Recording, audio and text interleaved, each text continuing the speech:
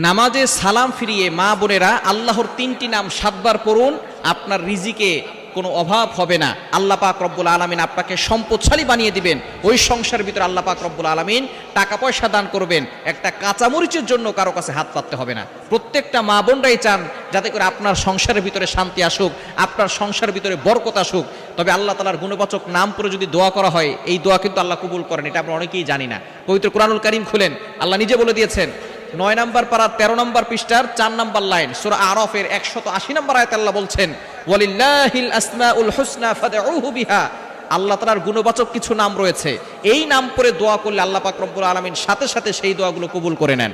সুতরাং আমরা এই গুণবাচক নামের ভিতরে ৩টি গুণবাচক নাম রয়েছে। নাম্বার 1, ১ নাম্বার হচ্ছে ইয়া রাজ্জাকু। আপনি নামাজে সালাম ফিরানোর পরেই এই নামটা ৭ বার পড়বেন, ইয়া রাজ্জাকু, অর্থাৎ হে রিজিক দাতা, যিনি আমাদেরকে রিজিক দেন। এটা ৭ বার পড়লে আল্লাহ পাক রব্বুল আলামিন আপনার রিজিকের ভিতরে বরকত দিয়ে দিবেন। রিজিকের জন্য আপনাকে কারো কাছে ছুটতে হবে না। দ্বিতীয় নাম্বার হচ্ছে ইয়া সমাদু। পবিত্র কোরআনুল কারীমের ভিতরে একটি সূরা আছে সূরা ইখলাস, ছোট্ট সূরা, তবে ফজিলত অনেক বেশি। এই সূরা ইখলাস, তার ভিতরে একটা অক্ষর শব্দ রয়েছে আল্লাহ তাআলার একটি গোপন নাম, সেটা হচ্ছে কুল হুয়াল্লাহু আহাদ আল্লাহুস সামাদ। মানে আল্লাহ হচ্ছে কারো প্রতি অমুখাপেক্ষী, তিনি কারো প্রতি মুখাপেক্ষী নন। এই ইয়া সমাদু, এটা যদি আপনি পড়তে পারেন, আল্লাহ পাক রব্বুল আলামিন আপনাকে কারো প্রতি মুখাপেক্ষী বানাবেন না। আপনি আল্লাহ পাক রব্বুল আলামিনের রহমতে, আল্লাহ পাক রব্বুল আলামিনের দয়ায় দুনিয়াতে ভালো থাকতে পারবেন। ৩ নাম্বার হচ্ছে ইয়া মুজিবু, এটা ৭ বার পড়বেন, তাহলে আল্লাহ পাক রব্বুল আলামিন আপনার দোয়াগুলো কবুল করবেন। মুজিবু মানে হচ্ছে হে দোয়া কবুলকারী।